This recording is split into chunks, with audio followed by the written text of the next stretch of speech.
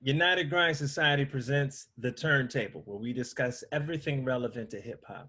I'm your host, Haiku, and today with me we have some of my favorite quarantine peoples. Starting off, we got Mr. Jinx from United Grind. We have Siege from E.com. We have Speed from Rhyme Royal. And we got Garbs Infinite. All right, who is our newest member? So props to you. Everybody Thanks for say joining. what up to Garbs, y'all. What up, Garbs? What up? Gentlemen? Yes, sir. So today we got a really good topic. I think a topic of the days, right? Especially with the times we're going through. Today's topic, we are going to be actually discussing, does hip hop have a retirement plan? And if so, what is it? Is it possible for hip hop to have a retirement plan? I'm really interested in this, being a person that, we've got, a lot of us have side jobs, side hustles. My side job, or main job, I should say, is all about setting and protecting assets, right? And talking about the future. So I'm really curious about what you guys, some of your thoughts and perspectives are in regards to hip hop and protecting an artist's assets in the future. What are you guys thinking? Oh, you got it? Go ahead. I can. I got two parts. I'll just do my one part. I'll jump back in later. I got two main points I want to say on this. One, hip hop does not have a retirement plan, but there are people in hip hop that have retirement plans. There are certain people that had a vision and goal that knew how they wanted things to go when they set up the future for things after, whatever they were doing in hip hop. But as a whole, the culture doesn't have one, and it probably needs one.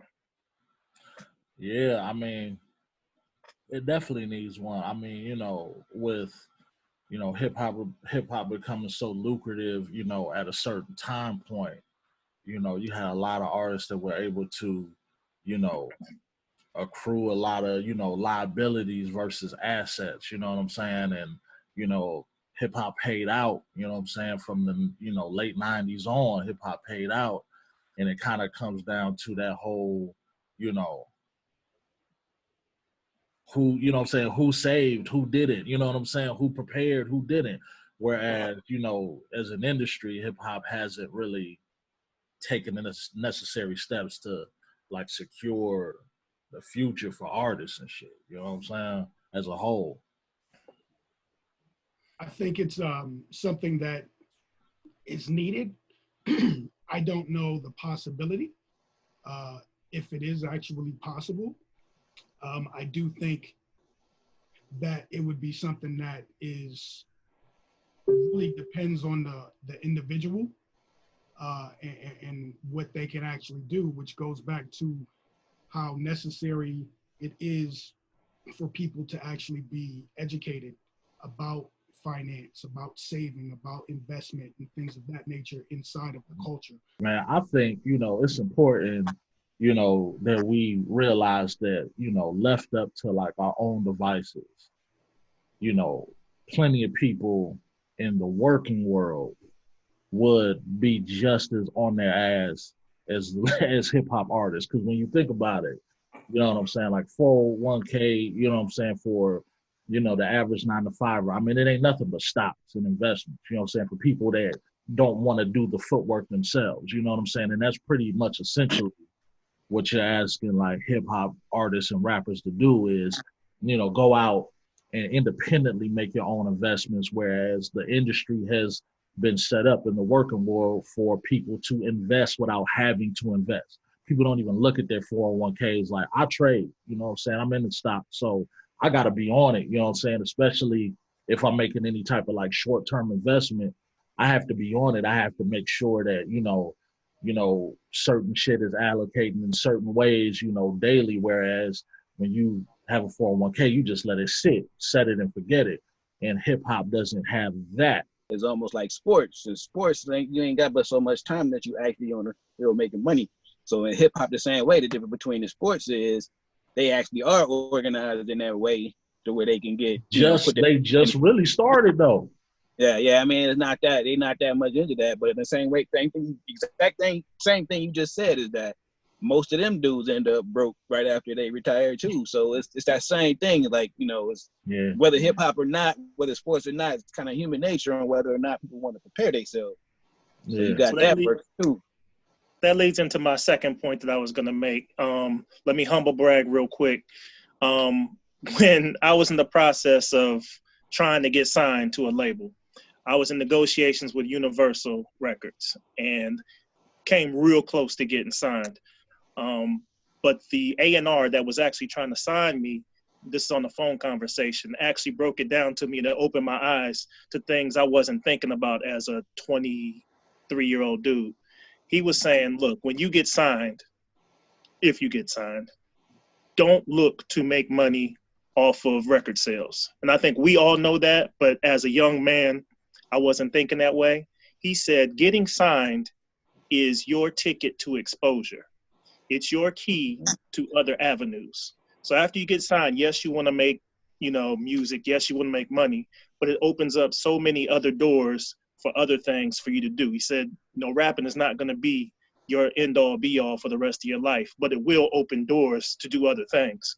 And if people have that mindset going into it, then you can start to plan a retirement like LL Cool J did, like Ice-T did, like Will Smith did. I mean, it opens up doors to other things. I was gonna say that too, because I think that hip hop, the exposure in hip hop puts retirement in a different kind of light. So, you can end up being like Nori doing that show he got right now, or like L or Ice-T been a cop for what, 25 years or something like that now.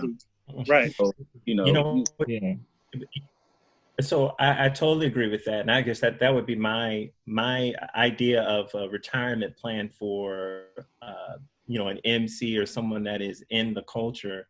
A lot of times I'm looking at just examples of people that have done it in the past, recent examples. So if we look at underground sensation, Mr. Liff, right? Mr. Liff, he does real estate, buys, flips homes.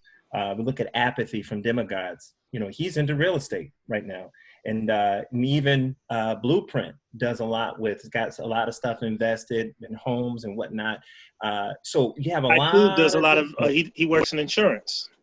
Yeah, that's not, yeah, I sure do. I sure do. So when you put all those things into play, a lot of these cats are trying to find streams of income that are what I would say,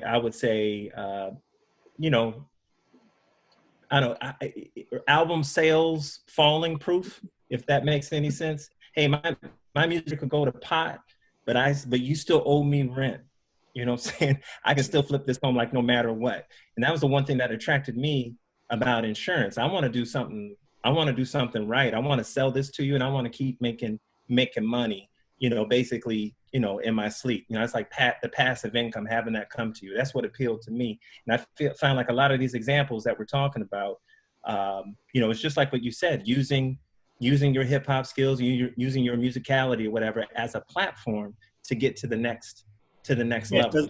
Because it opens so many more doors than you would have open to yourself otherwise. There's a way to look at that.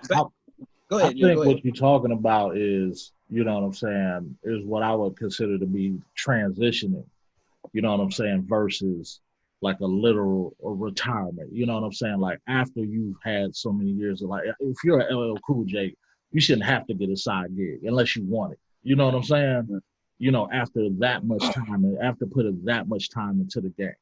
You know what I'm saying? And I mean, transitioning is cool. You know what I'm saying? And some people don't like the idea of not working, whatever that may mean to people. But overall, when we're talking about retirement, we're talking about, I'm trying to think of an example. You know what I'm saying? You mentioned Nori, and shout out to Nori because, you know what I'm saying, I got a sidebar because Nori was kind of the inspiration behind this topic for real. Like on Drink Champs, he brought up the idea of like a hip hop 401k or insurance company, and he kind of like, tried to, be real suggestive to a lot of the people that came on this show. I think another thing to Problem, though. consider too is like back as like as old as hip hop is right now, most of the people that have something to do with these record labels or with these people that we talking about that should be putting something together, most of them used to be something. That's the encapsulation of hip hop is. Most of your records execs were musicians of some sort, were dancers, were producers, were rappers, were something. Most of these people, they ain't just fall out of the sky as black music execs and shit like So that. they transitioned. Right. Most of these people have something to do with rap. So, there's a trajectory on that end too. Or, if you want to look at it that way, it's like, all right, when you transition from grabbing a microphone to, signing people and then that's where your 401k comes from or something like that. But if you start getting Max Kellerman. Yeah, exactly. Yeah. But that's still going to what Jinx was saying about, not really having like what if you don't have that skill? What if you aren't that guy? Well, And here's then, do they start putting that in the record contracts? Like, 10% of your money goes to when nobody want to hear you rap no more. so that leads me to a point. But dudes ain't making no money anyway. Well, that's what I was just about to say. They are making money. Well, here's Somebody the thing, making money. is that a lot of folks don't even understand when they're supposed to be paid, how much they're supposed to be paid. They don't understand the dynamics inside of the contracts that they're actually signing. So, like I think that the educational aspect needs to be put to the forefront. When you have a young person who is in need of money, need of opportunity, and they're just still signing these terrible record deals, terrible contracts, which they still are, and in a sense, some of them have even gotten worse with these with the creation of like 360 deals. 360s and stuff, yeah. That's like, twofold though, guards, because there's also a lot more artists that are taking control of their, of the creations more so than they did ever before. So the way that the record industry is still handling a lot of some of these new artists that kind of blow up, there's still like some mainstay artists that really have a lot more of their rights, a lot more of their publishing, probably than we've ever seen before. You know what I'm saying? I think it kind of goes both ways. I think both things are true a little bit. Here's my thing. I don't think it's that. Maybe I don't know. I just don't think it's that difficult. I don't think it should be this difficult. If they wanted to do something to get the powers that be together, financial planners, and to dump money into like an annuity or retirement plan, maybe we'd have to set some rules would have to be set up, right? Because if you have here's the issue, right? I think the way, and tell me if I'm wrong, the way that the NFL and the way that the NBA might have it, where you serve for so many years, if you play for so many years, that kind of dictates how long or what kind of coverage that you will get. So with an album, I can come out with an album tomorrow. Is it going to be record sales that's going to dictate what my retirement plan looks like as a hip hop artist, or what? And also the other thing, it can be the allocation. It can be all funds. Here's the other thing too: you signing a contract as an artist, are you 1099 as an artist, or are you W-2 actually working directly for the label? So if you're 1099, then certain plans are off the table because you're 1099. I wouldn't expect the label to provide any of this shit, which is kind of why it kind of comes back to us being, the people that do it for ourselves, or, really somebody just willing to make that type of investment who, is targeting, the hip hop community, targeting hip hop artists. Because I wouldn't expect the label to do it. And if I was an artist, I probably wouldn't want to go through my label for that shit. I was just about to say, because if you start getting into the dynamics and, the contract and stuff like that, you could forget it. They're not going to let you get there. Somehow that would be industry rule 4081. You're not getting there. Right. You're like day 999 of your 1,000th day, and you will not have a record deal. They do that in football. Yeah. You need 100 carries to reach your bonus. You get the 99, you out the game. So that does happen in sports. But I think didn't KRS? KRS like a decade ago or something like that with the triple hip hop thing. Didn't he have like something that he was talking about? Yeah. Like retirement plans and stuff like Yep. that for artists. Yep. I don't know whatever. Obviously didn't happen. But I do remember that. He's been talking about it for a long time now that you mentioned it. The conversation gets suppressed. He just wasn't the one to do it, though. He wasn't the one to do it. He Yeah. wasn't the one to do it. Yeah. It can't, I mean, you know what I'm saying? It has to be somebody financially. It has to be Jay-Z. Let me just say. It has to be Jay. Well, that's the thing. It could have been KRS in 1990. In the 90s, right. right. You know, and it would be Jay-Z now. It might be Drake might be able to do something like that, you know. No. I mean, I was just playing, but obviously, you know what I'm saying? It has to be somebody of financial means, somebody who, you know, people are going, you know what I'm saying? Because, I mean, you think essentially, man, like. And somebody going to listen to.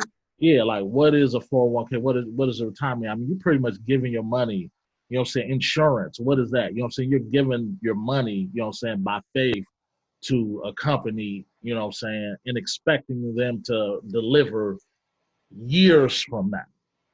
Yeah, I'll hold that for you. You can trust me. Well, Jay-Z hold you, man. Jay-Z hold that $100,000 for me. You know what I'm saying? Where my fourth album go would. Yeah. I think a good place that hip hop could start, man, is life insurance, because you really pay less into that than probably anything else. I think if hip hop started at life insurance and then could probably like slowly develop into like, you know, investment. It's a good start. You know what I'm saying? Life insurance. Especially if you're talking one that you can borrow from in the future. Like if you're talking about it like an indexed annuity or something like that, I mean, that makes complete sense. You get the death benefit there, you're paying into it. It has a little bit of the stock, like exposure to stocks. You can kind of, you know, long-term, short-term investments. If you're doing that, and at the very, very end, as long as you don't make it a mech, and, you know, I'm not going to get all crazy, but in the end, you could, you know, start borrowing from it. It actually will be completely paid off if you do it right. And you could actually borrow from it, and that could serve as income.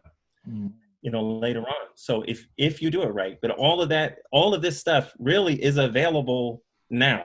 You know, it's just really someone is just you need to go talk to. It's available, but who would expose people as to that? As an individual, it's available. You know what I'm saying? But not industry targeted, or not like a hip hop friendly company. You know what I'm saying? That's doing it and making sure like, hey, look, you know what I'm saying, as a rapper, you should be thinking about this, and this.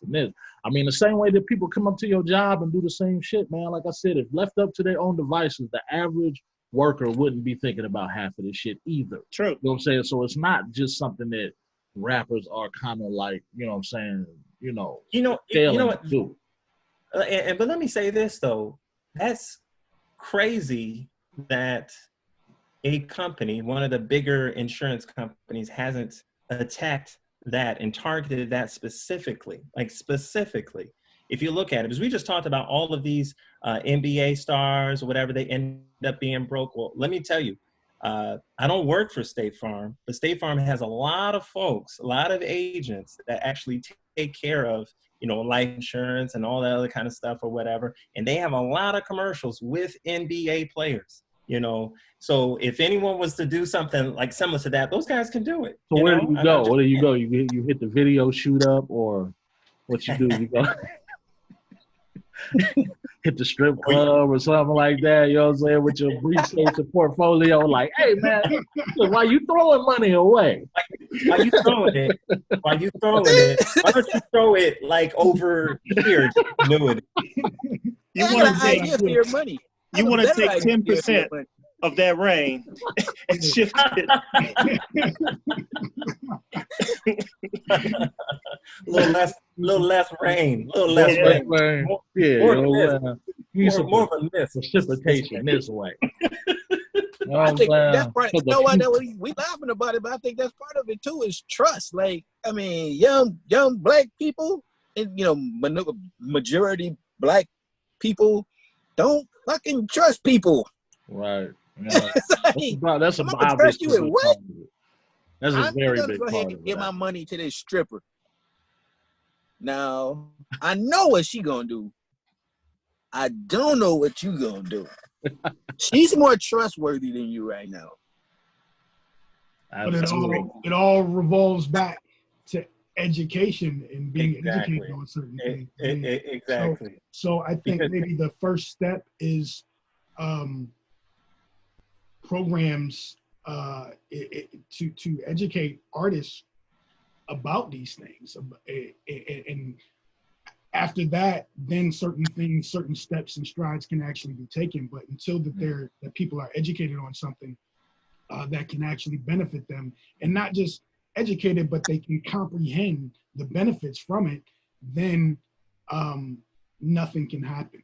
It's just not going to happen until people. I don't know if we should name names, but does anybody like have any like specific, like maybe like cases or examples, or has there been anybody like, media profile that's kind of like being, now I don't want to say a victim, but you know what I'm saying, kind of like a subject, of maybe not having things in order, at the time of their passing, or maybe just hit a hard time, or whatever the case is. I see it every day. So it happens all the time. I mean, in the past 2 months, like I've donated to two GoFundMe's from hip hop people, you know what I'm saying, that I knew, which is sad in itself. And I'm like, didn't you say Vast Air? What'd you say? Did you say Vast Air? No. Okay. I said I just saw that today, that he's got a GoFundMe.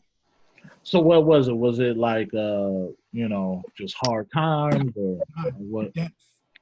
Death. Yeah. Okay. Death. They died. See, life insurance, like I said, that's yeah. And that, you know what I'm saying? You do that, you know what I'm saying, $5, $9, $10 a month. Yep. You know what I'm saying? It ain't really gonna be no sweat off your back. Yeah. You know what I'm saying? So I feel like there's a jumping start, for something like this to happen, or just a company that just has like an affinity for hip hop and be like, you know what, we kind of need to bring, the hip hop industry in on what we're doing versus, like. I agree with her. It seemed like somebody would have did it already, because there's definitely a lane for that, and the money is there for sure. We even just rappers, but just anybody that got something to do with the record music industry is there's a lane for that. Go ahead, Tobe. Oh, yeah, I was just gonna say this. I think Garb's hit on it, and we've all been kind of look at him. Yeah. Garb's hit on it.